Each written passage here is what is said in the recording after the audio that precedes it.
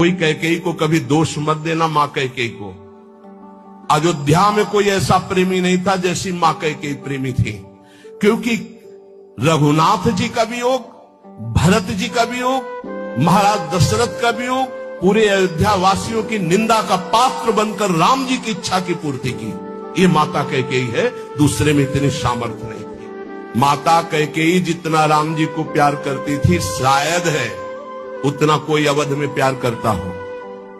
भगवान श्री राम एकांत में माता कैकेयी से कहा, मां मैंने पूरी अवध में देखा है कि आपसे ज्यादा मुझे कोई प्यार नहीं करता, और ये सामर्थ्य केवल अधिक प्यार करने वाले में ही होती है। तो आप मेरे लिए निंदा सहेंगे, मेरे लिए आप अपमान सहेंगे, मेरे लिए पुत्र वियोग, मेरे लिए पति वियोग, ये केवल आप ही सह सकते हैं। इतना त्याग आप कर सकती हैं, मुझे पता है, क्योंकि आप हृदय से बहुत बहादुर हैं।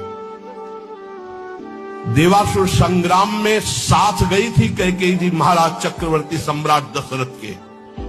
भगवान राम जी इसीलिए कह रहे कि आपका हृदय वीर रस से भरा हुआ है, आप सह सकती हो मां, बस एक मेरी इच्छा है। तो उन्होंने कहा, हे राम तुम्हारे लिए अभी प्राण त्याग सकती हूं, तुम्हारे लिए सब कुछ त्याग सकती हूं। तो उनका आपको बस जिसलिए मेरा अवतार हुआ, मैं संतों के सुख के लिए अवतरित हुआ हूं, मैं अवध का राजा अभी नहीं बनूंगा, अभी आपको मुझे वनवास भेजना ही होगा। मां कैकेयी ने एकांतिक भगवान की आज्ञा का पालन किया, ये ध्यान रखना। कैकेयी जी का हृदय बहुत रघुनाथ जी के प्रेम में डूबा, ये कोई नहीं जानता। सर्वश्रेष्ठ प्रेम मां कैकेयी का, जिन्होंने अपना अपमान सहा, निंदा सहा, लेकिन राम जी की इच्छा की पूर्ति की। ये अंदर की बात कह रहा हूं। भरत जी ने कभी मां नहीं कहा।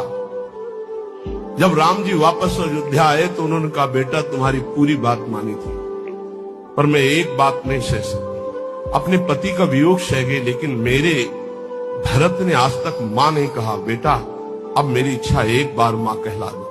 तो राम जी जा रहे थे, भरत जी को सूचना मिली कि राम जी ये कहलाने के लिए आ रहे हैं। उनकी जो दशा हुई वो देखकर भगवान वापस हो गए कि ऐसा नहीं, एक बार भी मां। इतना कष्ट सहा माता कैकेयी ने, लेकिन राम जी की इच्छा का पालन किया। ध्यान रखना।